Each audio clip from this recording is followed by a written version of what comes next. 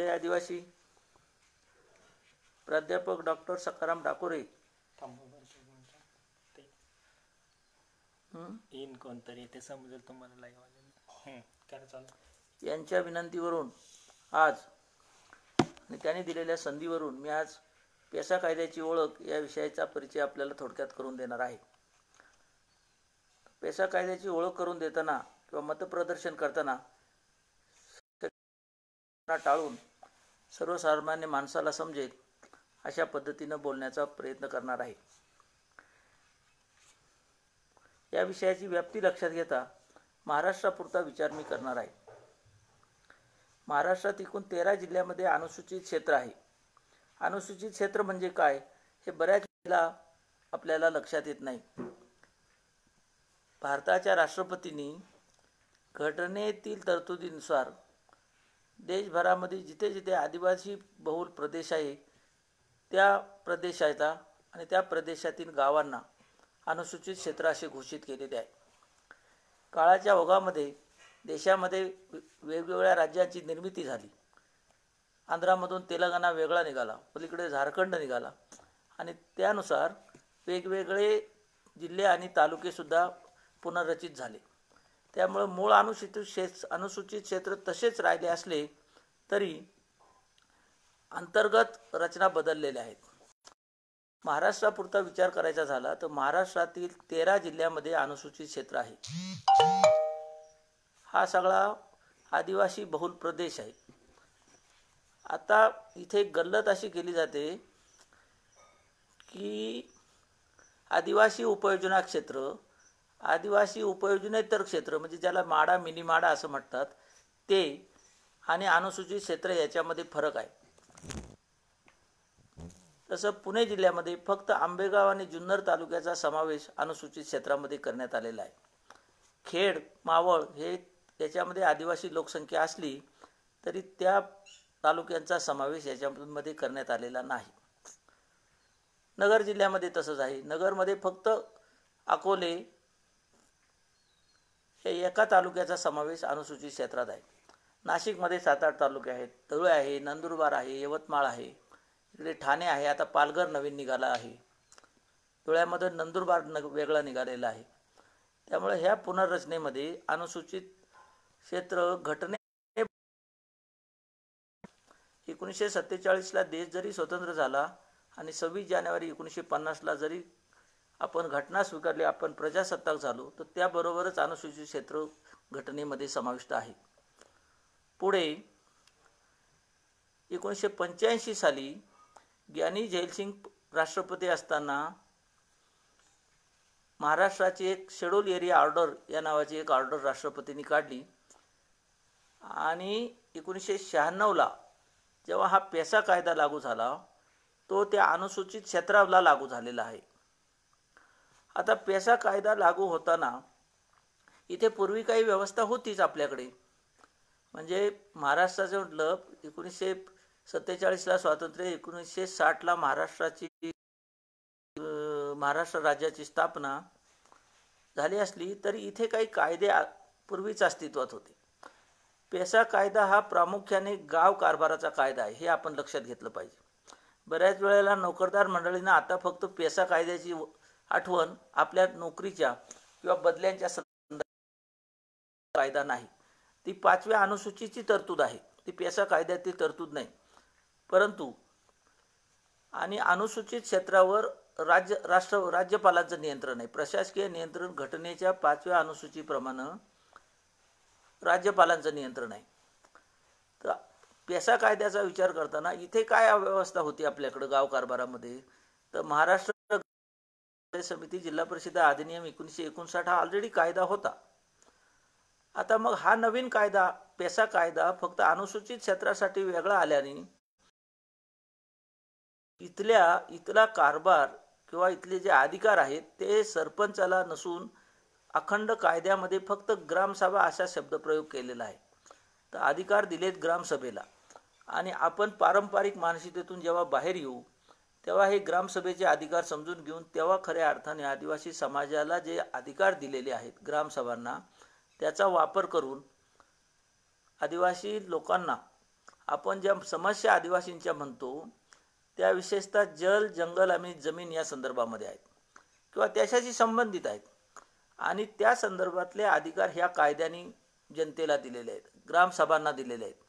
त्यामुळे आदिवासींच्या ग्रामसभांना 1996ला कायदा अस्तित्वात येऊनही आज किती वर्ष झाली बघा, म्हणजे 25 वर्षापर्यंत साधारण 24 वर्षाचा कालखंड लोटला, पण आपल्याला अजूनही पेसा कायद्याची पुरेशी ओळख झालेली नाही किंवा त्यातील ग्रामसभांना दिलेल्या अधिकाराची समाजाला जाणीव झालेली नाही. त्यामुळं आपण पारंपरिक पद्धतीनं गावांचा कारभार करतो आहोत. इथे काय झालेलं आहे की जी नोकरशाही आहे, गाव पातळीवरचा जो कर्मचारी आहे विशेषतः, त्याला एक प्रशिक्षण दिलं गेलं आहे शासकीय पातळीवर, तर ते जिल्हा परिषदा पंचायत समिती अधिनियमाचं दिलेलं आहे आणि ते डोक्यामध्ये फिट बसून गेलेलं आहे. त्याच्या पलीकडे तो फारसा वेगळा विचार करत नाही. म्हणजे इथे आदिवासींच्या जमिनी समजा बिगर आदिवासींकडे हस्तांतरित झाल्या असतील तर कोणतीही कालमर्यादा न ठेवता त्या जमिनी ग्रामसभेने ठराव केला तर त्या मूळ आदिवासी मालकाला, आणि तो मालक हयात नसेल तर त्याच्या वारसांना देण्याची तरतूद या कायद्यामध्ये आहे. हे ग्रामसभेला अधिकार दिलेत. पण ग्रामसेवकाला आपण हे सांगितलं, तो म्हणतो तो महसूलचा विषय आहे साहेब, हे काय तुम्ही बोलताय वेगळं, ते तलाट्याचं आहे, ते सर्कलचं आहे, ते तहसीलदारचं आहे, आमचा नाही संबंध. आणि सरपंचांना आणि लोकनियुक्त आपल्या सदस्यांना तर हे पक्षीय राजकारणाच्या पलीकडं फारसा विचार करत नाहीत. त्यामुळं आदिवासी समाजाच्या अधोगतीला एक फार मोठं कारण झालेलं आहे. आदिवासी समाजाचं प्रामुख्यानं समस्या विचारात घेता, म्हणजे आता राज्यामध्ये आपण समजा 4-5 वर्ष ऐकत असू तर काय प्रश्न आहेत, तर शेतकऱ्यांच्या आत्महत्या हा प्रश्न आहे. आदिवासी शेतकऱ्यांच्या आत्महत्या आदिवासी समाजाचा प्रश्न आहे का, असा प्रश्न आपण आपल्याला विचारायला पाहिजे.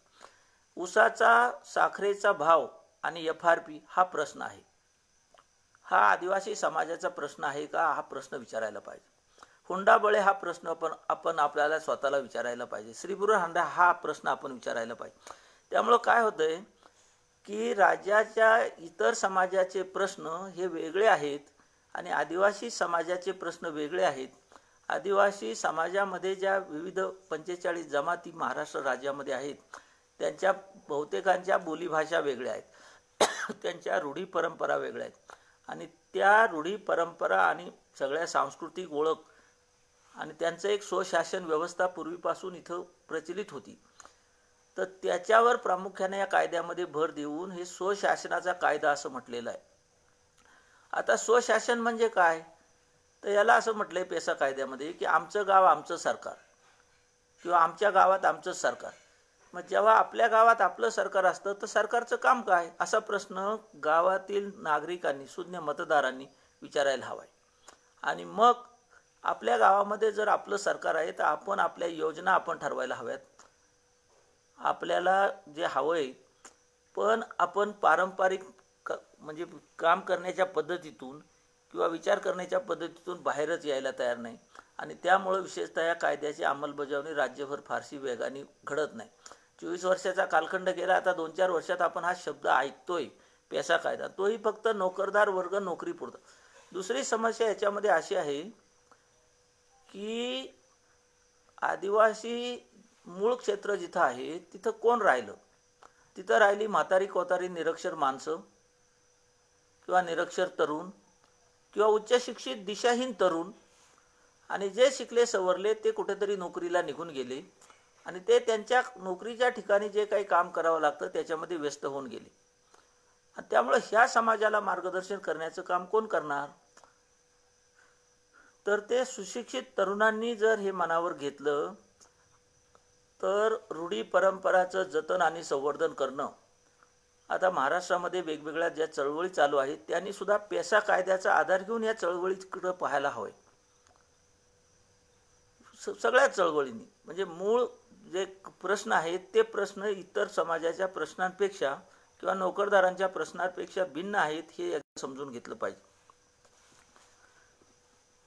आता याच्यामध्ये हा पेसा हा गाव कारभाराचा कायदा असल्याने गावाच्या कारभारामध्ये काय विषय येतात, तर वेगवेगळ्या सरकारच्या योजनांचा लाभ घेणं, त्या योजनांचे लाभार्थी निवडणं, हे काम ग्रामसभेला दिलेलं आहे. म्हणजे समजा कुठली एक योजना घेऊ, संजय गांधी निराधार अशी एक योजना घेतली, तर याचे लाभार्थी पूर्वी कोणी निवडलेत? तर कोणीतरी एखादा ज्याचा कुठंतरी जाण्याला वावर आहे, एखाद्या कार्यालयामध्ये, पंचायत समिती इकडे फॉर्म भरून दिले, कोणीतरी शिफारस केली आणि त्या योजना लागू झाल्या. तर ह्या सगळ्याचा पुनर्विचार करण्याची गरज आहे. गरजू लाभार्थ्यांपर्यंत गावामध्ये, समजा ह्या योजनेच्या संदर्भात एक उदाहरण आपण घेऊया. एखाद्या म्हातारे आईवडील असतील आणि त्यांचा मुलगा केंद्र सरकारच्या, राज्य सरकारच्या नोकरीमध्ये काम करत असेल, त्याचे आईवडील निराधाराची पेन्शन घेत आहेत, हे कितपत बरोबर आहे? तर अशा अनेक गोष्टी आहेत. आपल्याला त्या योजनांच्या टीका टिप्पणीमध्ये जायचं नाही. इथे ग्रामसभेला दिलेल्या अधिकाराच्या बद्दल आपल्याला विचार करायला पाहिजे. गावामध्ये जेव्हा ग्रामसभा भरेल तर ग्रामसभेच्या कामाच्या पद्धतीमध्ये बदल झालेला आहे ह्या कायद्याने. आता हा जुना कायदा आणि नवीन कायदा येताना याच्यामध्ये थोडासा कधीतरी रूळ बदलताना जसा खडखडाट होईल असं आपण निश्चितच होणार आहे याच्यामध्ये. परंतु रूळ बदलताना होतंय काय, प्रस्थापित जे गाव पातळीवर लोक असतात ते सर्वसामान्य माणसाला बोलू देत नाहीत किंवा ते परस्परच ठरवून मोकळे होतात. ग्रामसभेला इथे अधिकार देताना इतर ग्रामसभा आणि अनुसूचित क्षेत्रातील ग्रामसभा, म्हणजे ज्याला पेसा क्षेत्र म्हणतो, पेसा हे क्षेत्र नाही, अनुसूचित हे क्षेत्र आहे, पेसा हा कायदा आहे. अनुसूचित क्षेत्राला पेसा कायदा लागू झालेला आहे, हे समजून घेतलं पाहिजे.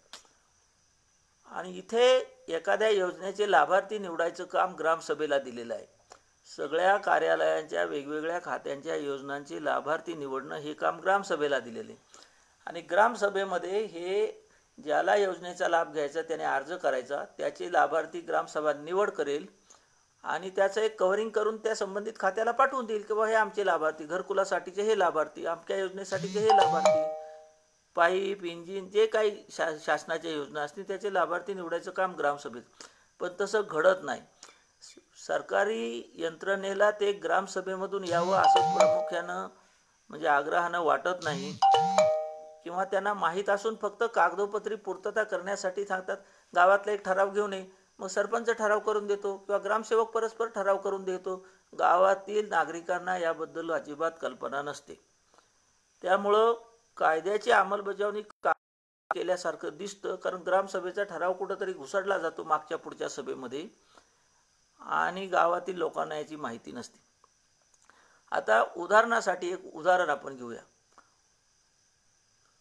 म्हणजे मी क्रमाने येणार नाही, पण एक आता उशीर झालेला आहे, पण असं म्हणून आता इथे राज्यामध्ये एक दारूबंदीचा कायदा आहे आणि अनुसूचित क्षेत्रामध्ये याला मादक द्रव्य नियंत्रण असा शब्द वापरलाय. आता नियंत्रण कधी असतं? आता आमच्या गावामध्ये हे मादक द्रव्य नियंत्रण करायचं की नाही करायचं हे ग्रामसभा ठरवेल. म्हणजे काय, एखाद्या आदिवासींच्या रूढी, प्रथा, परंपरांनी जर एखाद्या सणाला, उत्सवाला किंवा एखाद्या विधीसाठी आदिवासी प्राशन करत असतील एक त्यांच्या आनंदाचा भाग म्हणून, तर त्याला ग्रामसभा मंजुरी देऊ शकेल अपवाद करून. उदाहरणार्थ धुळे नंदुरबार मधल्या काही गावांनी एका ओळीचा ठराव केलाय की दारू विकणार नाही आणि दारू विकत घेणार नाही. मग त्या गावामध्ये दारू नाही का, तर दारू आहे. मग त्यांच्या मर्यादित कारणासाठी त्यांना तशी परवानगी दिली जाते. आता इथे नियंत्रण शब्द सरकारने का वापरला असेल? नियंत्रण कधी असतं? आपण आता वाहतूक नियंत्रण जेव्हा म्हणतो तेव्हा वाहतूक बंद नसते, वाहतूक चालू असते आणि त्याचं नियंत्रण पोलीस डिपार्टमेंट करत असतं. म्हणजे वाहतुकीला बंदी नाही, वाहतुकीला शिस्त लावण्याचं काम करतं. तशा अर्थाने ह्या कायद्याची ओळख समाजाला करून देण्याची गरज आहे आणि तसं सांगितलं तर लोकांना पटू शकतं. दुसरं उदाहरण, आपल्याकडे जे आठवडे बाजार आदिवासी भागामध्ये भरतात त्याला पूर्वी राज्य शासनाची परवानगी लागत होती, त्याला पणन संचालकांची मान्यता लागत होती. पण आदिवासी भागातील एखाद्या गावाने ग्रामसभेने जर ठराव केला की आपल्याला आठवडे बाजार भरवायचा, तर तो कुठल्या वारी भरवायचा आणि तिथे काय काय विकलं जाईल, त्याचे सर्वसाधारण दर काय असतील, असे सगळं वर्णन. म्हणजे याच्यामध्ये आदिवासींच्या रानभाज्यांपासून, आदिवासींच्या घरी असणाऱ्या कोंबड्या अंड्यांपासून त्याला जवळच्या बाजाराच्या ठिकाणी आठवडे बाजारामध्ये जाऊन त्याची विक्री करता येईल. त्याला जनावरांचा बाजार सुरू करता येईल.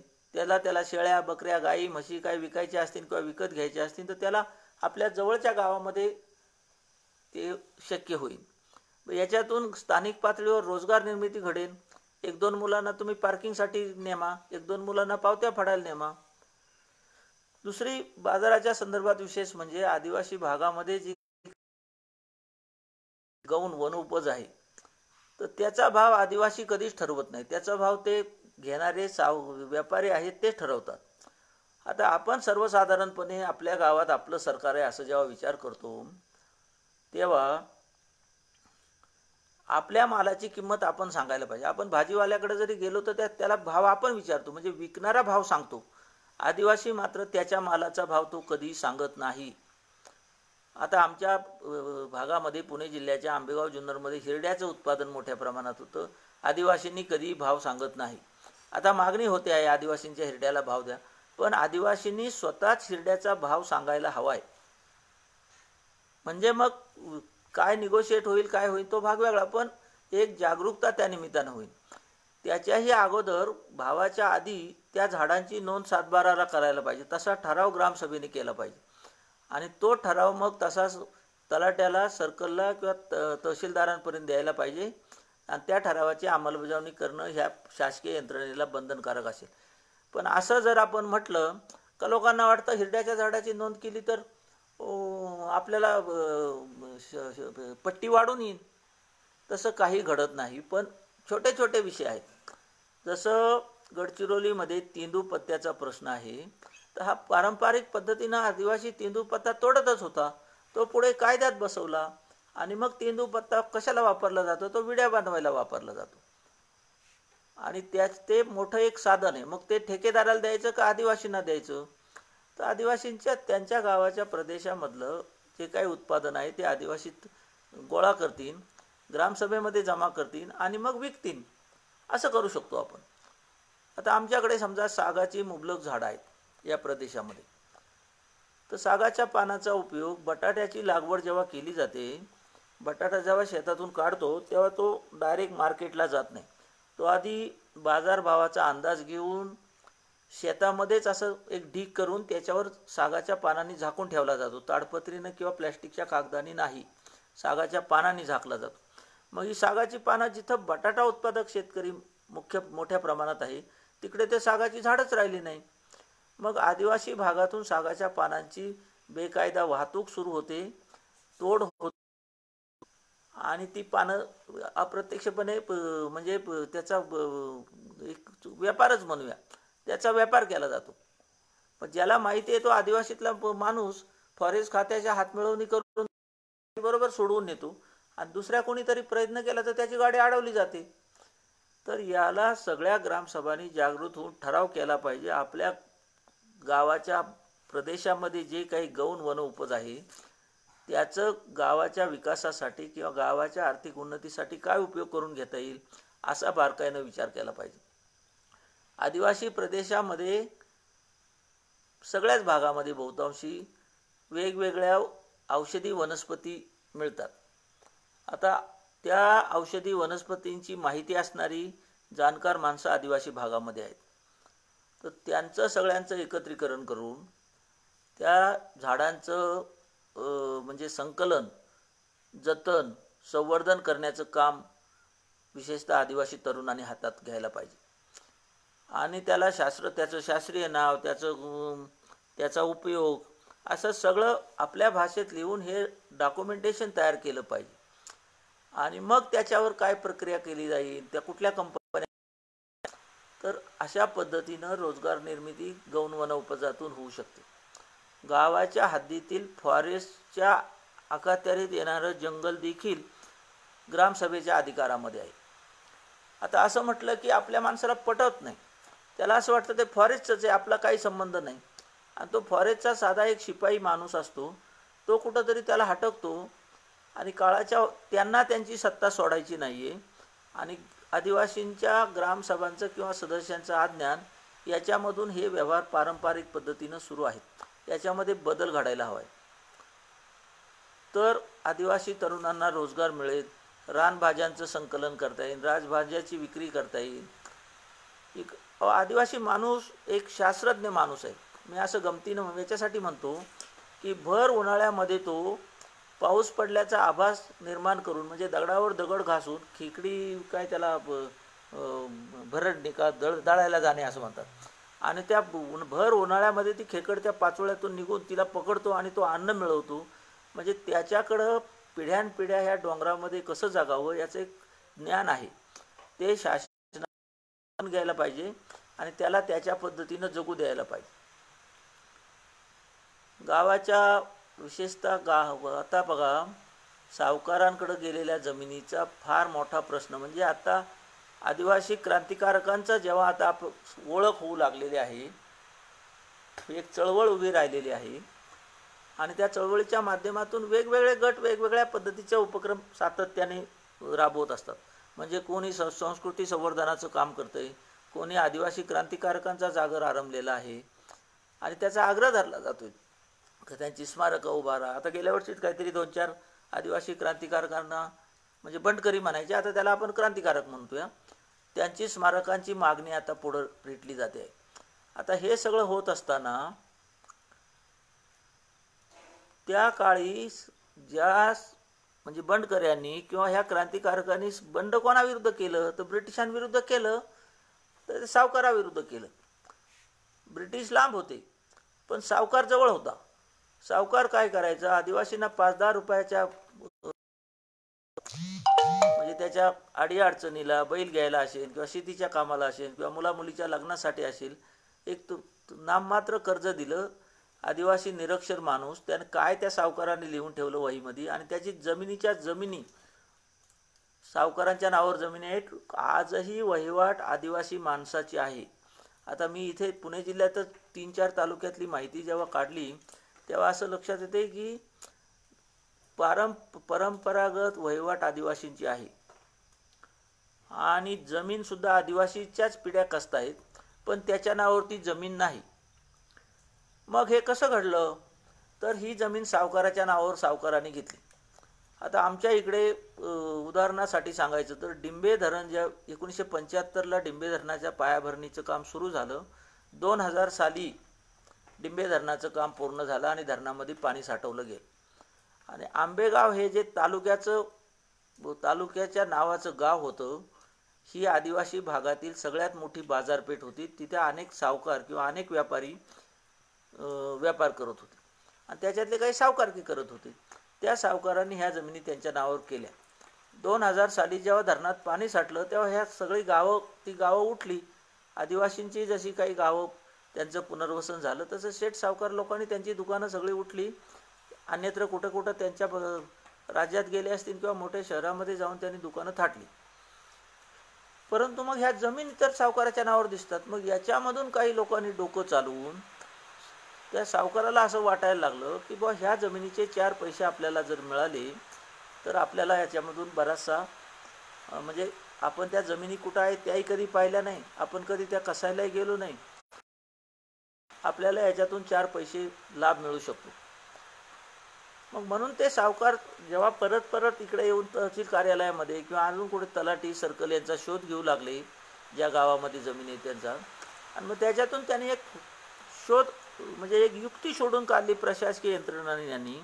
आणि ती युक्ती अशी आहे की आदिवासींचं नाव 7/12तून कुळामध्ये नाव होतं. सावकाराचं नाव मूळ मालक, कुळामध्ये आदिवासींचं नाव, कुळामधली आदिवासींची नावं वगळली.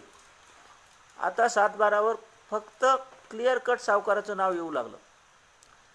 आदिवासींची जमीन तर बिगर आदिवासीला विकता येत नाही. आता ह्या जमिनीच्या संदर्भात सावकाराचंच नाव दिसत असल्यामुळं ही बिगर आदिवासीची जमीन आहे, ती विकता येते असं म्हणून प्रशासकीय यंत्रणेला हाताशी धरून ह्या सगळ्या नोंदी खाडाखोडी केल्या आणि ह्या जमिनी पुढं बिगर आदिवासींनी विकत घेतल्या. आजही तिथं आदिवासीच माणूस शेती करतो आहे. त्याचं घर दार काय शेळ्या बकऱ्या कोंबड्या सगळं तिथंच आहे, परंतु ह्या जमिनी दुसऱ्या माणसांच्या नावावर झालेल्या आहेत. आणि ह्या धरणाच्या बॅकवॉटरमध्ये कधी ना कधीतरी पर्यटनाचे चांगले केंद्र होऊ शकतात. इथं वेगवेगळ्या डोंगराच्या टेकडावर सुंदर तऱ्हेचे बंगले उभे राहतील आणि हा आदिवासीला तिथून पिटाळून लावलं जाईल आणि फारच रडायला लागला तर त्याला एक ऑफर दिली जाईल की तू इथं थांबायचं आहे ना, तर मग इथं बंगल्याच्या बाजूला एक पडवी तुला बांधून देतो, इथं राहा आणि या बंगल्याची तू देखभाल कर आणि तुला एक मोबाईल देऊन आमचे पाहुणे येतील तेव्हा त्यांना फक्त हे उघडून दे आणि तू साफसफाई पहा आणि त्यांना काय लागते मासे वगैरे ते सगळं धरणातून कुठून तरी आणून दे आणि ते बनवून दे. अशा पद्धतीनं स्वतःच्या जागेमध्ये हा नोकर झालेला असेल, याच्या नावावर जमीन राहिलेली नसेल, तर ह्या जमिनी परत मिळवण्यासाठी कोर्ट कचेऱ्यांच्याही अगोदर सगळ्यात मोठा कायदा जर म्हणाल तर पेसा कायदा आहे. आदिवासींच्या बिगर आदिवासींकडे हस्तांतरित झालेल्या जमिनी पुन्हा मिळवण्याचं आज म्हणाल तर एकमेव साधन म्हणजे पेसा कायदा आहे. आणि हे आपल्याला असं वाटतं हे आपलं नाहीच, कारण ह्या नोंदी बदलून टाकल्या.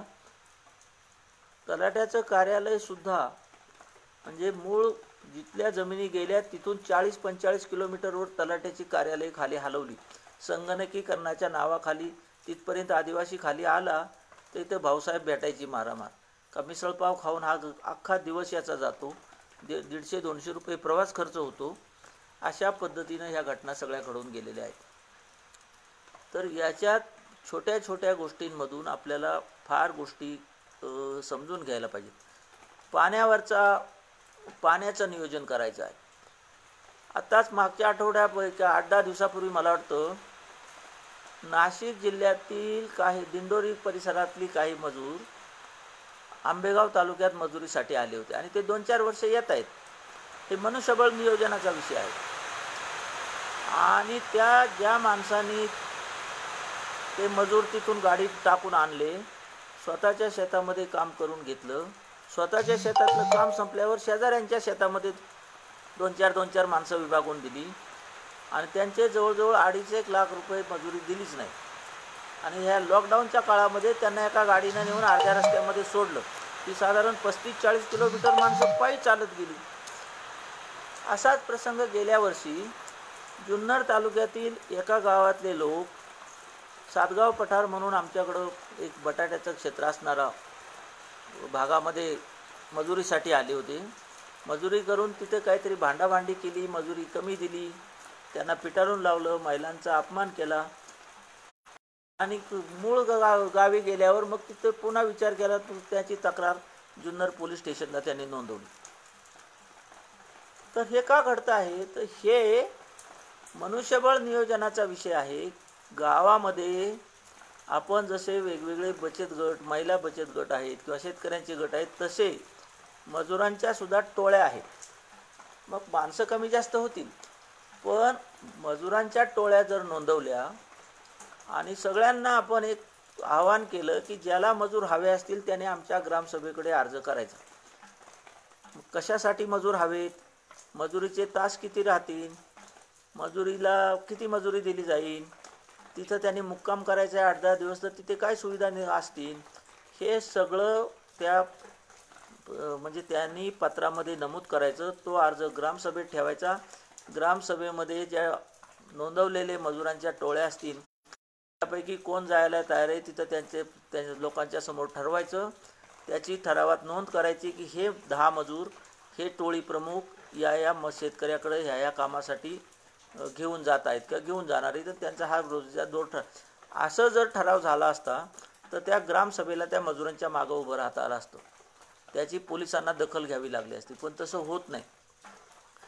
इथं रूढी परंपरागत कायद्यांमध्ये तसं स्वतःची भांडणतंटा मिटवणं एक आदिवासींमध्ये एक रूढ पद्धत आहे. भांडणतंटा मिटवण्याची एक रूढ पद्धत आहे.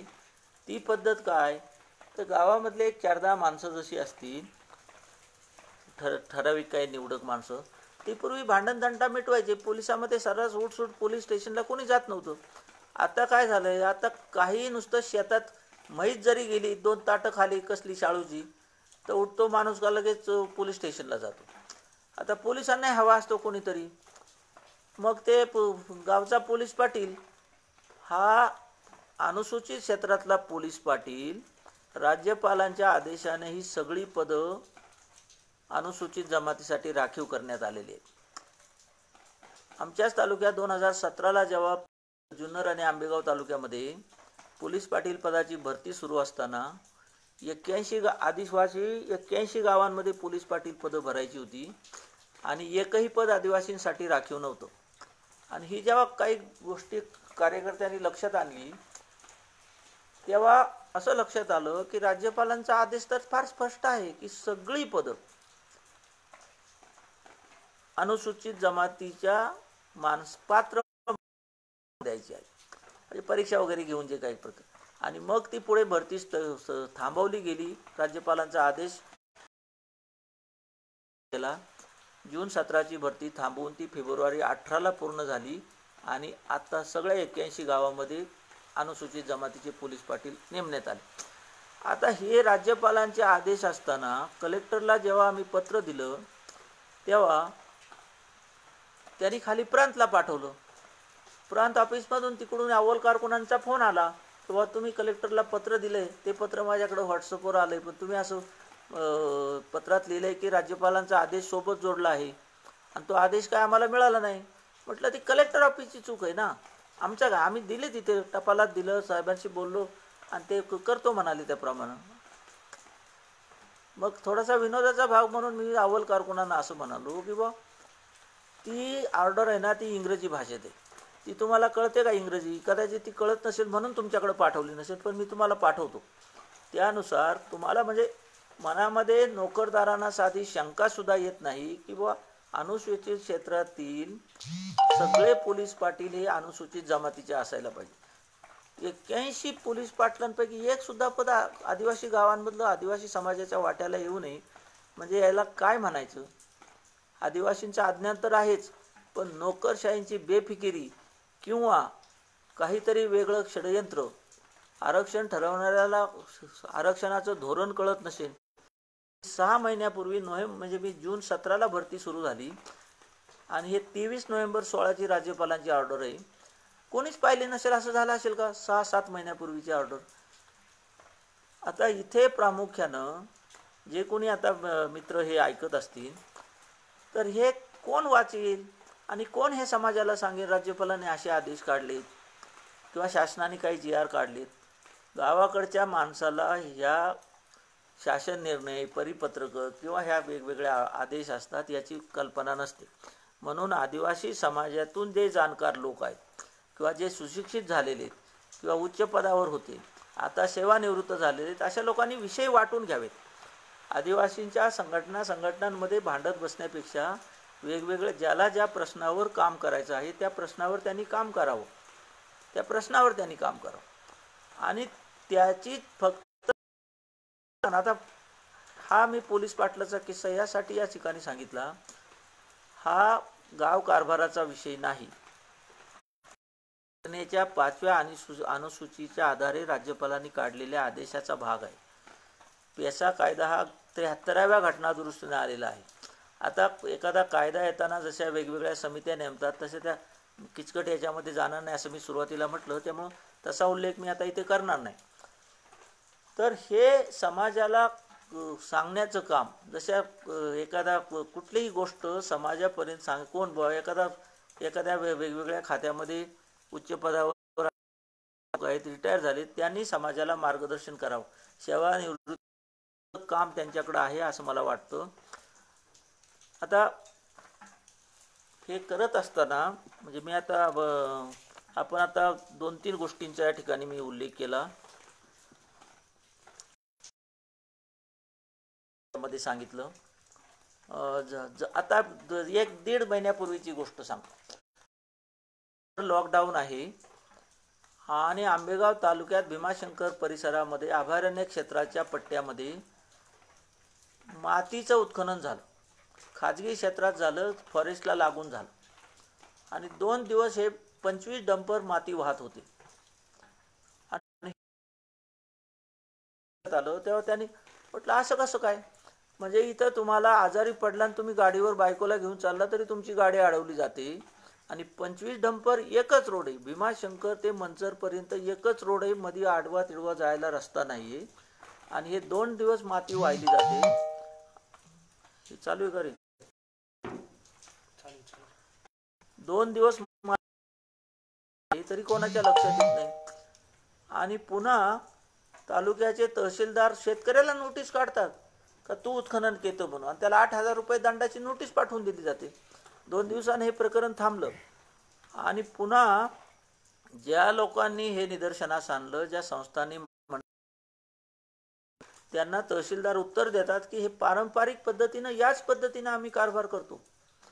सगळं जुनं रेकॉर्ड पाहिलं, सर्कलचा रिपोर्ट पाहिला, मागच्या फाईल पाहिल्या, आणि या जी पद्धत आहे त्याच पद्धतीनं करतो. मग ओरडून सांगतोय की पेसा कायदा लागू झाला, इथं ग्रामसभेला विचारल्याशिवाय चिमूटभर मातीसुद्धा नेता येणार नाही. ग्रामसभेने मान्यता दिली तर न्या ना. मग गौण त्याचा राज्यपालांचा ऑर्डर आहे, शासनाच्या ह्या पेसा नियमांमध्ये स्पष्टपणानं तरतूद आहे, पण वाचायचंच नाही. आणि आदिवासींना काय आपण म्हणू, साहेब म्हणू, ते पूर्व दिशा, अशा पद्धतीनं कारभार सुरू आहे. हे किती काळ सुरू राहणार आहे? काय राहिलंय आदिवासींकडून? आदिवासी पट्ट्यामध्ये बहुतांश ठिकाणी धरणं झाली, आदिवासी विस्थापित झाले, सावकारांनी जमिनी लाटल्या, आणि आता उरलेले त्याच्यातली माती उचलून न्यायची. अशा पद्धतीनं इथं फक्त खडक राहील. आणि उद्या एखाद्या सरकारी धोरणाने आदिवासीने जागृत झाले नाही तर ते खनिज संपत्ती तर सगळे उचलून नेली जाईल. आणि मग जसा तुकाराम धांडे म्हणतात तसं एरीच फिरत होता. मग रानमाळ फिरण्याचंच काम राहिलं आपल्या हातात फक्त.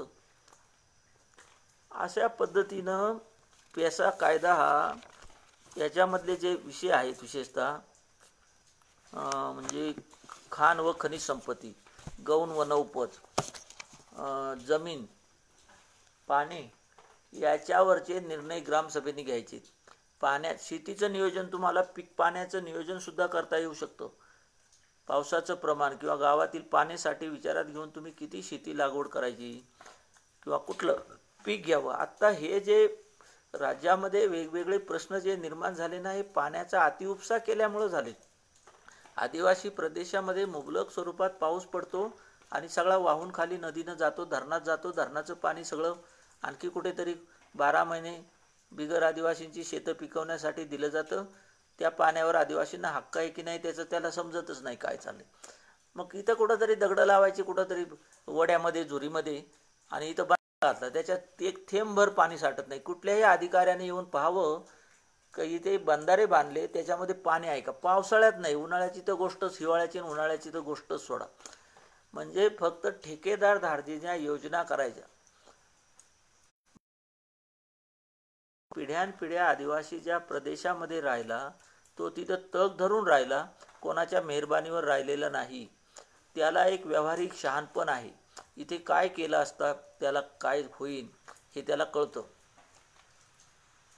त्यामुळं ग्रामसभेला जे अधिकार दिलेत ते याच्यासाठीच दिलेत की त्या माणसाला त्याचं एक व्यावहारिक शहाणपण आहे आणि त्याला काय गरज आहे ते द्यायचं. आपल्यालाच हा कार्यक्रम सुरू करायला एक 20-25 मिनटं उशीर, अर्धा तास उशीर झाला. याचं कारण तंत्रज्ञानाची ओळखच होत नाही. आता माझं 68 वय असताना डाकोरे साहेबांनी विनंती केली, म्हटलं आता तुम्ही म्हाताऱ्याला कुठं तंत्रज्ञान शिकवता? ते म्हटले नाही, जमेन. म्हटलं कसं काय जमायचं? मग एका मुलाला बोलवून कसं तरी काहीतरी ते हॉटस्पॉट अमुक तमुक करून त्यांनी केलं. तर सांगण्याचा मुद्दा काय आहे की ती माणसं दऱ्याखोऱ्यामध्ये पिढ्यानपिढ्या राहतात. त्याला कोंबड्या द्या, बकऱ्या द्या, रोगीट आणून द्यायचं आणि ते मरून जायचं, अशा पद्धतीच्या योजना राबवल्या. सगळ्या ग्रामपंचायतींना एक 10 वर्षापूर्वी संगणक दिले. गावामध्ये संगणक चालवणारा मनुष्य नाही.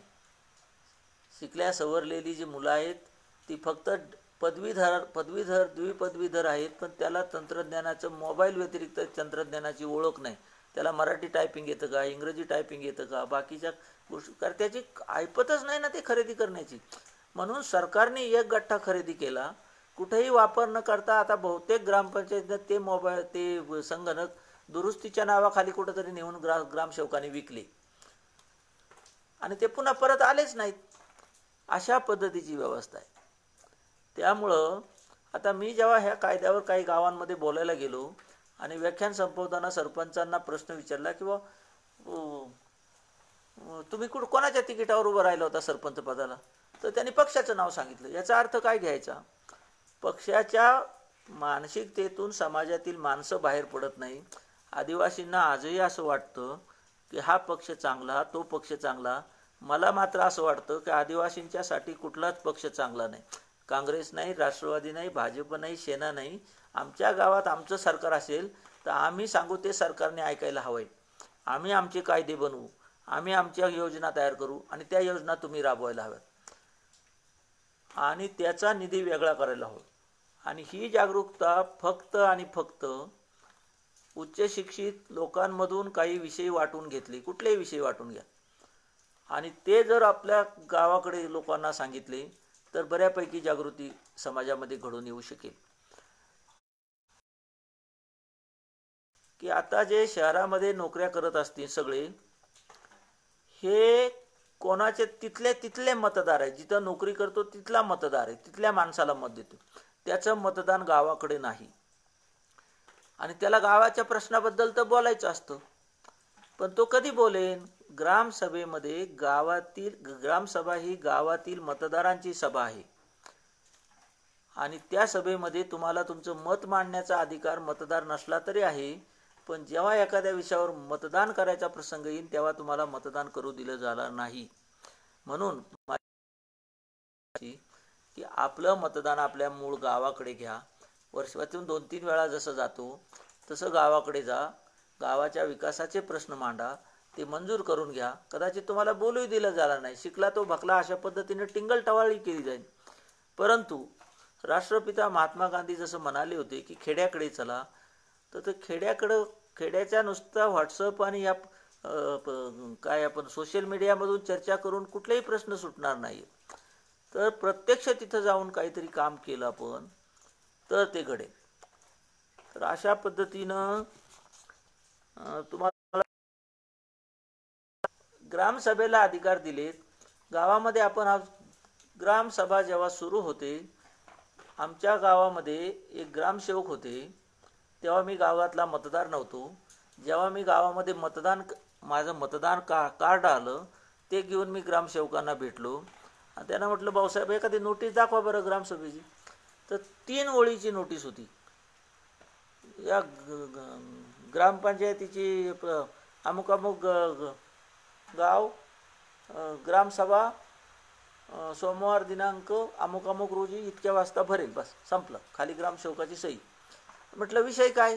तुमच्या पोरीचा साखरपुडा आहे का लग्न आहे? तर हसायला लागले. अहो म्हटलं विषय पाहिजे ना. म्हणजे अनेक वर्ष नोकरी झालेले लोकसुद्धा अशा पद्धतीनं ग्रामसभेच्या नोटिसा काढतायत आणि ते गाव सहन करतो आहे. आता ते बदलून गेले. आता तिकडे असंच करत असतील तर तिकडे लोक विचारतील, जागृत आहेत ते, बिगर आदिवासी क्षेत्रामध्ये गेले.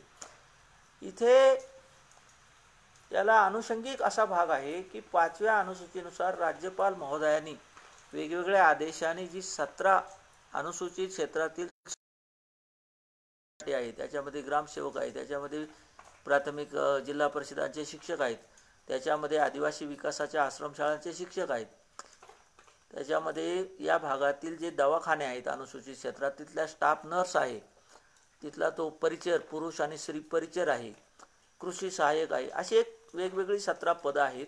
ही स्थानिक आदिवासींनाच आदेश आहे. राज्यपालांचा आदेश हा शासनालाच आदेश असतो. राज्यपालांनी अध्यादेश काढला की त्याची फक्त अंमलबजावणी शासनाने करायची असते. प्रशासकीय गोष्टी विचारात घेऊन काय प्रक्रिया राबवावी हे ते शासनाने पाहायचं असतं, पण ते घडतच नाही. आत्ता कुठे 2-3 वर्ष झाले शिक्षकांच्या बदल्यांच्या थोडीशी जाणीव जागृती समाजामध्ये व्हायला लागली. आता शिक्षकांना असं वाटतं की पेसा कायदा आपल्यासाठी 5व्या अनुसूचीचा भाग आहे, हे लक्षात घ्या. पण हे का म्हटलं राज्यपालांनी? तर 9 जून 14ला जी पहिली अधिसूचना काढली तिच्यामध्ये सगळी कारणं नमूद केलेली आहेत की आदिवासी समाजामध्ये ज्या विविध जमाती आहेत त्यांची बोलीभाषा वेगळी आहे, त्यांच्या रूढी परंपरा वेगळ्या आहेत, त्याच्यामध्ये एक बुजरेपणा आहे. इतर समाजातला माणूस त्या समाजामध्ये मिसळू शकत नाही किंवा त्यांच्या बोलीभाषेचा अडसर निर्माण होतो किंवा त्या त्यालाच एक संकोच वाटतो आणि तो त्याच्यापर्यंत त्याला काय हवंय किंवा त्याचं मत प्रदर्शित करू शकत नाही. आणि आदिवासींच्या विकासाच्या सगळ्या योजना प्रभावीपणानं त्या समाजापर्यंत पोहोचायच्या असतील तर त्या समाजातील माणसं त्या भागामध्ये ह्या 17 पदांवर कार्यरत असायला पाहिजे. आता याच्यामध्ये 29 ऑगस्ट 19ला पोलीस पाटील आणि खालचा कोतवाल या 2 पदांच्या बाबत लोकसंख्येच्या दृष्टिकोनातून काही बदल केलेले आहेत. पण नियुक्ती अधिकारी जे कोणी असतील ते नीट पद्धतीनं समजून घेतील. आता हळूहळू त्याच्यामध्ये जागृत होते. मध्ये साधारण 1, 2, 3, 4 शाळा असू शकतात. गावठाणामध्ये एक शाळा असते, वाड्या वस्त्यांना शाळा असतात. तर ह्या शिक्षकांवर जरी तिथल्या एक वाडीची जबाबदारी सोडली तर तिथले सगळे लोक कायद्याच्या दृष्टीनं साक्षर होऊ शकतील. आणि आत्ता आदिवासी समाजाच्या दृष्टीनं विशेषतः म्हणाल आणि तरुणांच्या दृष्टीनं म्हणाल तर आदिवासी क्रांतिकारकांचे नुसते नारे घोषणा देऊन कार्यक्रम होणार नाही. तुम्ही आता भाला बर्च्या घेऊन कोणाचा खून करू शकणार नाही. इथं एक घटनात्मक चौकट आपण स्वीकारली, सगळ्या देशानं स्वीकारली. स्वातंत्र्याच्या आधी देशामध्ये जे वेगवेगळे सरदार सरंजाम होते, राजे रजवाडे होते, ते संस्थानामध्ये देशामध्ये विलीन झाले स्वातंत्र्याच्या याच्यामध्ये. त्यांच्यासह आपल्या सगळ्यांनाच एक कायदा लागू झाला. कायद्याच्या नुसार आपल्याला आता लढावी लागेल भावी काळामध्ये. त्यामुळं एक क्रांतिकारकांचा जागर इथपर्यंत ठीक आहे, त्यांच्या स्मारक जयंती पुण्यतिथी इथपर्यंत ठीक आहे. परंतु आदिवासींच्या हिताचे जे कायदे आहेत, विशेषतः हा पेसा कायदा आहे, वन हक्क कायदा आहे, माहिती अधिकाराचा कायदा आहे, रोजगार हमीचा कायदा आहे, तर ह्या कायद्या मागावून काय ते कळणारच नाही. शासकीय यंत्रणेला जेव्हा कधी असं वाटेल की आदिवासी समाजातील माणसं आता प्रश्न विचारू शकतात, आपल्याला विचारू शकतात जाब, त्यावेळेला ते योग्य पद्धतीनं काम करतील. आणि ह्या 5व्या अनुसूचीनुसार राज्य जी 17 संवर्गातील पदं अनुसूचित जमातीसाठी ठेवलीत त्याची जर काटेकोरपणे अंमलबजावणी झाली तर भले आदिवासी एकमेकांमध्ये भांडतील, वादविवाद होतील, परंतु समाजामध्ये जे पिढ्यानपिढ्या प्रस्थापित लोक आहे, आता गाव पातळीवर काय होतं की 2-3 आडनावाचे लोक असले तर ज्यांची लोकसंख्या जास्त तो म्हणतो माझा सरपंच पाहिजे. आता पाठीमागच्या वेळेला थेट सरपंच निवडा, आता थेट सरपंच जाऊन पुन्हा ते आज निवडून आलेल्या सदस्यांमधून सरपंच निवडायचे. पण महत्त्वाचा भाग इथं असा आहे की अधिकार सरपंचाला आहेत का. आता काल परवाच तुम्ही वाचला असेल की ज्या ग्रामपंचायतीची मुदत संपली तिथे प्रशासक नेमायचा आहे, तर काय म्हणे पालकमंत्र्यांच्या सूचनेवरून मुख्य कार्यकारी अधिकारी नेमतील. आता पालकमंत्री सांगणार तेच मुख्य कार्यकारी अधिकारी करणार. स्थानिक गावाच्या मतदार यादीतला माणूस त्याला जर कायद्याचीच ओळख नसेल तर मग कसं घडेल. विशेषतः अनुसूचित क्षेत्रामध्ये जी महाविद्यालये असतील, जुन्नरमध्ये नाही, अकोल्यामध्ये आहे, म्हणजे अकोला आहे, राजूर आहे, या ठिकाणी पेसा आणि वन हक्क या याचं एक प्रमाणपत्र अभ्यासक्रम, जसा पर्यावरणाचा अभ्यासक्रम आता आपण प्राथमिक स्तरापासून लागू केला तशा पद्धतीचा एक सक्तीचा अभ्यासक्रम अनुसूचित क्षेत्रामध्ये किंवा एक स्वायत्त म्हणूया महाविद्यालयांच्या मध्ये काम करणाऱ्या प्राध्यापकांनी विशेषतः पुढाकार घेऊन हा अभ्यासक्रम तिथं एक कसं म्हणायचं आपलं एक प्रमाणपत्र अभ्यासक्रम सुरू करायला हवा, जेणेकरून जो वरिष्ठ महाविद्यालयामध्ये जो प्रवेशित झालेला विद्यार्थी हा एकतर मतदार यादीमध्ये नाव नोंदवायला चुकून आता पात्र आहे 18 वर्षाच्या पुढे. त्यामुळे ही तरुण पिढी जर आदिवासींच्या कायद्याच्या दृष्टीनं साक्षर झाली तर काही भावी काळामध्ये सगळ्याच दृष्टिकोनातून म्हणजे आदिवासी समाजाच्या दृष्टिकोनातून काही बदल घडू शकेल. नाही तर मग जुनी माणसं शिकलेल्याला बोलू देत नाही आणि आत्ता जे सुशिक्षित बेरोजगारांची फौज गावोगावी आहे, आता ती कुठंतरी कंपनी तिकडे जात होती ती पुन्हा लॉकडाऊनमध्ये गावाला येऊन बसली आणि तो शेतीच्या कामामध्ये त्याचा अनुभव राहिला नाही. पण आता करावं तर ही सगळी तरुण पिढी जर चांगल्या पद्धतीनं साक्षर झाली आदिवासींच्या कायद्याच्या दृष्टिकोनातून, मग ते सगळे कायदे तर एक चांगल्या पद्धतीचं हे घडू शकेल. सावकारीच्या ह्या कायद्यामध्ये एक सावकारीचं सावकारावर नियंत्रण असा एक छोटंसं प्रकरण आहे. आता पूर्वी सावकारीची एकतर ह्या वेगवेगळ्या सहकारी संस्था झालेल्या आहेत वेगवेगळ्या भागामध्ये आणि बँकाही आहे. त्यामुळं सावकाराकडं जाऊन कर्ज काढण्याचं अत्यल्प किंवा काही ठिकाणीच असेल. पण सावकारीवर नियंत्रण ठेवायचं म्हणजे सावकारीला परवाना द्यायचा. तर ज्यांना ज्या भागामध्ये सावकारी करायची आहे गावामध्ये त्यांनी ग्रामसभेला अर्ज द्यायचा.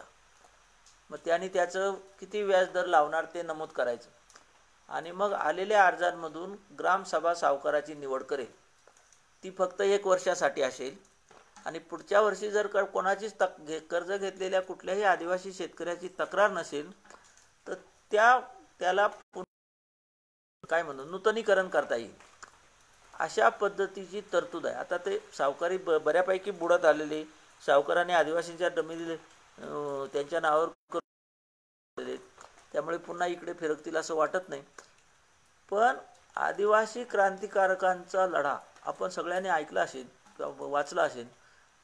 शेठ सावकारांची नाक कान कापल्याची उदाहरणं आहेत. फार ह्या अगदी अलीकडच्या गोष्टी आहेत ह्या स्वातंत्र्याच्या दरम्यानच्या.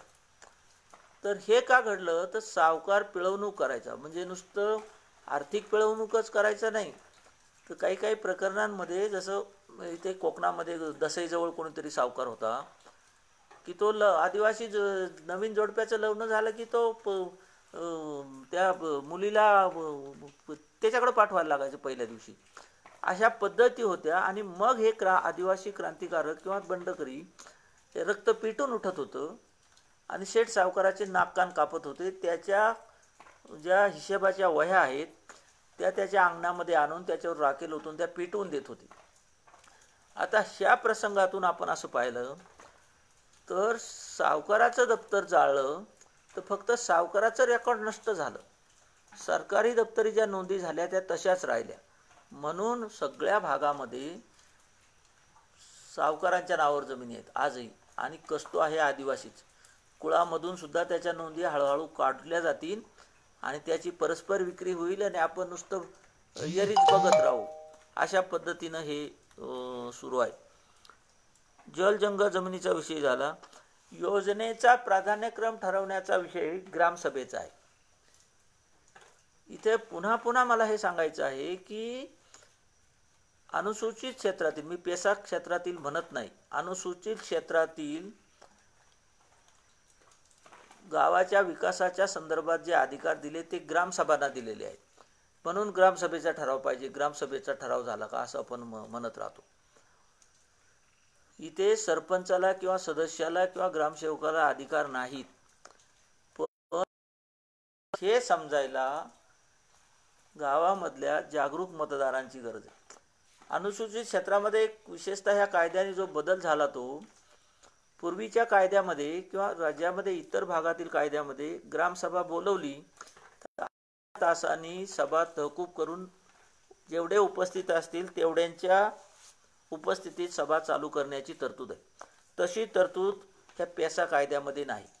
इथे मतदार संख्येच्या 25% कमीत कमी 100 यापैकी जी कमी असेल इतकी उपस्थिती अनिवार्य आहे. आणि मग बऱ्याच वेळेला असं वाटतं आता मी आत्ता थोड्याच वेळापूर्वी जसं म्हणालो तर ग्रामसेवकांनी विषयपत्रिक ग्रामसभेच्या नोटीसमध्ये विषयच टाकला नाही तर लोक कशाला जातील. तुम्ही म्हणा ना भाऊ घरकुलांची यादी करायची ज्यांना घरकुल हवे ते सगळे उपस्थित राहतील. काय कुठं बियाणं वाटायचे ताडपत्र्या वाटायचे आहेत कंदील वाटायचे जे काही योजना असतील त्या योजना सरकारी अधिकाऱ्याला ग्रामसभेत बोलवून ग्रामसभेमध्ये लोकांना सांगितल्या गेल्या पाहिजेत. त्यासाठी सरपंच ग्रामसेवक उपसरपंच किंवा सदस्य यांनी त्या अधिकाऱ्यांची भेट घ्यायला हवी त्यांना ग्रामसभेला आमंत्रित करायला पाहिजे आणि तुमच्या विकासाच्या काय योजनेत आमच्यासाठी त्या सांगा अशी विनंती केली पाहिजे. आणि मग त्या गावातल्या लोकांना हे कळेल की सरकार आपल्या दारी जेव्हा आपण म्हणतो आमच्या गावात तर आमचंच सरकार आहे, पण योजना तुमच्या आहेत, त्या काय काय योजना आहेत त्याच्यात तिथं जाहीररित्या सांगायला पाहिजे. आणि मग आलेल्या अर्जांमधून निवड करण्याचं काम ग्रामसभा करेल. म्हणजे योजनांचा प्राधान्यक्रम ठरवण्याचं, म्हणजे समजा 2-3 योजना एकाच विभागाच्या 2-3 योजना आहेत, तर त्यापैकी कुठली घ्यायची.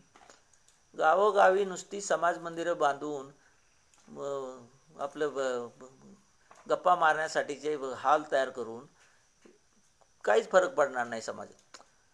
तर विषयपत्रिकेमध्ये विषय घ्या. आता इथे कमीत कमी 4 ग्रामसभा घ्याव्यात असं म्हटलंय आणि जास्तीत जास्त किती घ्याव्यात याबद्दल बंधन नाही. गडचिरोलीमध्ये लेखामेंढा गावाने हव्या तितका ग्रामसभा घेतात आणि हा कायदा येण्या आधीपासून त्यांनी राहिलो. एक 4थी झालेला देवाजी तोफा नावाचा मनुष्य का आमचं गाव आमचं सरकार असे हाक देतो. तुम्हाला विनोद म्हणून नाही, सत्य घटना सांगतो. जयराम रमेश जेव्हा पर्यावरण मंत्री होते केंद्रात, त्यांना एकदा त्या गावाला भेट देण्याची इच्छा झाली. महाराष्ट्राच्या दौऱ्यावर असताना पृथ्वीराज चव्हाण त्यावेळेला मुख्यमंत्री होते. त्यांनी इच्छा व्यक्त केली की मला गडचिरोलीच्या लेखामेंढा गावाला भेट द्यायची. मग तिकडे कलेक्टरला कळवलं गेलं.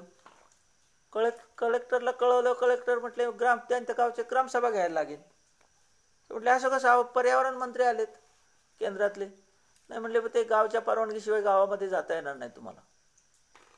मग कलेक्टरनी विनंती केली त्या गावाला. त्यांनी तातडीनं ग्रामसभा घेतली. जयराम रमेश 4 दिवस इथं थांबले आणि मग तिथं गेले. ग्रामसभा त्या गावाने ग्रामसभेमध्ये ठराव केला की यायचं, पाहायचं काय असेल ते, भाषण करायचं नाही अशी आट घातली आणि तेव्हा तिथं भेट दिली. आता अलीकडची गोष्ट सांगतोय मी. पृथ्वीबाबा कधी मुख्यमंत्री होते बघा, 6-7 वर्षापूर्वीची गोष्ट आहे. तर इतकी ताकद त्या ग्रामसभेमध्ये. आता त्याच गावाने नुसत्या बांबू लागवडीवर, आज आपण व्हॉट्सअपला किंवा माध्यमामध्ये पाहिलं असेल, प्रत्येक घराचं सरासरी उत्पन्न 12 ते 13 लाख रुपये. सगळे जंगल, डोंगरचे डोंगर बांबू लागवड केलेले आणि इतकी आर्थिक उन्नती झालेली. गावाच्या हद्दीच्या बाहेर एक सुद्धा मनुष्य रोजगारासाठी जात नाही. त्या गावातील एकही माणूस त्या गावाच्या हद्दीच्या बाहेर रोजगारासाठी सुद्धा जात नाही. अशा पद्धतीनं एक ताकद, ग्रामसभेची ताकद. आपली अडचण काय झालेली, आपण आपली निष्ठा गावाच्या विकासावर नसून आपल्या मनामध्ये जो काही पुढारी एखाद्या पक्षाचा आहे त्याच्यावर निष्ठा आहे. त्या साहेबाला विचारल्याशिवाय हे काहीच करायला तयार नाही आणि याच्यामुळं गावाची अधोगती झालेली आहे. तर गावाचा प्राधान्यक्रम ठरवून 18-19 4 वर्ष हा निधी आदिवासी विकास विभागाने दिला आणि 5व्या वर्षी 1 ऑक्टोबरला आदिवासी विकास विभागाला ग्रामविकास विभाग असं म्हणाला की सगळ्या ग्रामपंचायती ग्रामविकास विभागाच्या आमच्या अखत्यारीत येतात, त्यामुळे हा निधी आम्ही वितरित करू. 1 ऑक्टोबर 19ची गोष्ट सांगतोय चालू. 1 ऑक्टोबरला ही घटना घडल्यावर 1 ऑक्टोबरला तेव्हा विधानसभा लोकसभेचे असं म्हणाले की तो निधी वितरित केलेला आहे. असं मुंबईमधल्या एका पत्रकाराने मला पोस्ट टाकली, त्याच्यात असं म्हटलं की तो वितरित केला आहे. आजही तो शासन निर्णय वेबसाईटवर दिसत नाही. म्हणजे काय होतंय, आदिवासी विकास विभागाने अंग काढून घ्यायचं, निधी द्यायचा आदिवासींच्या ग्रामपंचायतींना. ग्रामविकास विभागाने ऑक्टोबरपासून आचारसंहितेचा कालावधी आपण सोडून देऊ. नोव्हेंबरपासून मंत्रिमंडळ अस्तित्वात, पण नोकरशाही तिथंच काम करते ना. सचिव आहेत, ते काय joint secretary, deputy secretary, under secretary आणि सगळं तिथं मंत्रालय तर सगळंच आहे बाबू लोकांचं. आणि फक्त वितरित 160 कोटी रुपये वितरित करायचे आहे. त्याचा शासन निर्णय निघाला असेल तर तो वेबसाईटवर तरी आज दिसत नाही.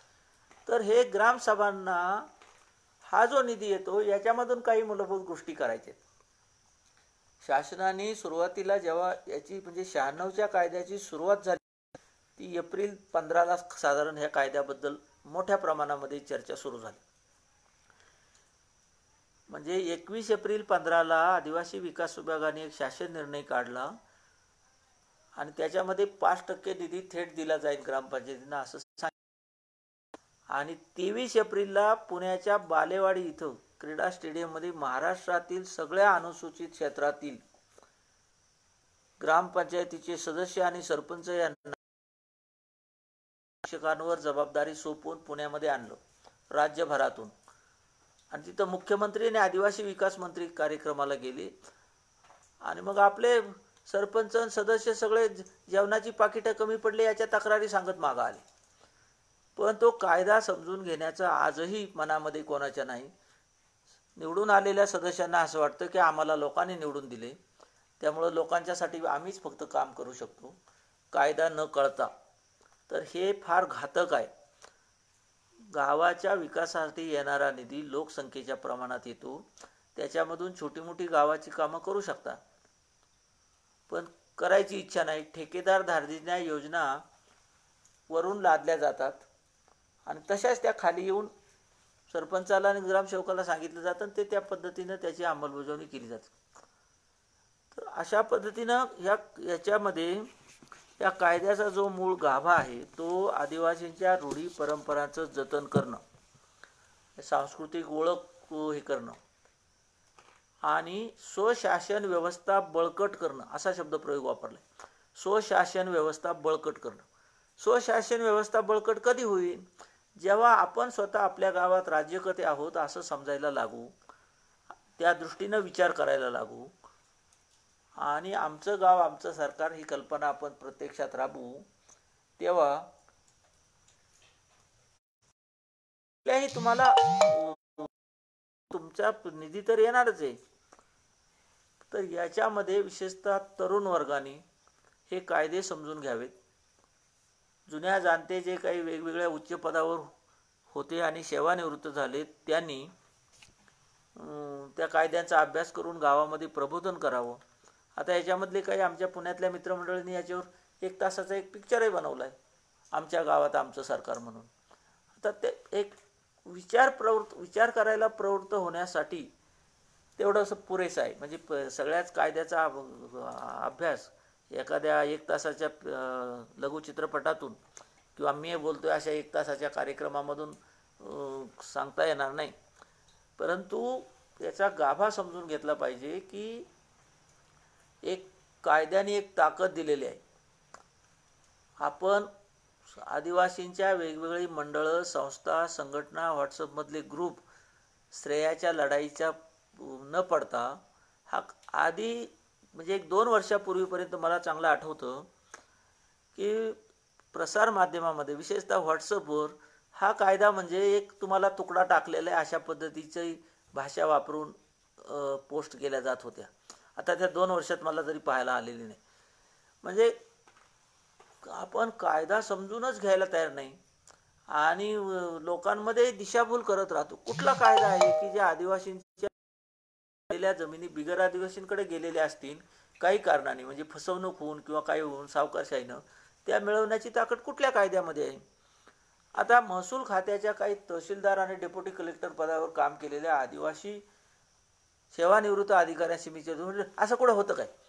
ही आपल्या अधिकाऱ्यांची भाषा असते. म्हणजे आपली हयात गेली सगळी वेगवेगळ्या पुढाऱ्यांपुढे माना हलवण्यात आणि पुन्हा समाजाची दिशाभूल करायचं काम आपण करता. कृपा करून असं करू नका. मी जसं पोलीस पाटलाचा किस्सा सांगितला भरतीचा, मग काय तहसील कचेरीमध्ये आदिवासी कर्मचारी नाहीत का? त्यांना हा कायदा कळला नाही का? अहो तुम्ही नुसती टीप द्या, आम्हाला सांगा का बाबा असं असं घडतंय, हे हा राज्यपालांचा अध्यादेश आहे. समाजातला बाकी कोणी बोलेन ना, ज्याला बोलायचं तो लिहीन, कोणाला लिहायचं ते. पण समाजाच्या आपल्या आपल्या खात्याचा जरी भाग काय समाजाच्या उपयोगाला येऊ शकतो एवढं जरी सांगितलं, तुमच्या योजना सांगितल्या, मग गाव काय करायचं ते निवड करीन. लोकनियुक्त प्रतिनिधींना भावी काळामध्ये म्हणजे आता म्हणजे तंत्रज्ञान थोडंफार तरी निदान व्हॉट्सअपवर एक अत्याधुनिक काहीतरी गोष्टीची जाणीव असणाऱ्या अशा तरुणांच्या, उच्च शिक्षित तरुणांच्या हातामध्ये गावाच्या सत्ता द्यायला हव्यात. आता तेही पुन्हा कोणाचा तरी झेंडा घेऊन बोंबलत साखरेला भाव द्या म्हणून आंदोलनात गेले तर आदिवासी समाजाचं काही भरं नाही. आपल्या गावात आपलं सरकार हे राबवताना आपल्या गावाचा विचार आपणच करायला हवा आहे. यात्रेसाठी फक्त वर्गण्या काढून हारतुरे आणि मानापानाला आपलं तसल्या गोष्टीमध्ये भुक्कड गोष्टीमध्ये सप्ते भरवण्यामध्ये आपला कालापोहे आणि आपल्या बुद्धीचा वापर समाजातील उच्च शिक्षितांनी करू नये अशी नम्र विनंती करतो. जे कोणी या व्हॉट्सअप लाईव्हवर आता ऐकत असतील त्या सर्वांना धन्यवाद देतो आणि या ठिकाणी थांबतो. जय आदिवासी. दोघं जण जे रामनाथ जय आदिवासी सर वॉचिंग नाव सर्व समाप्त.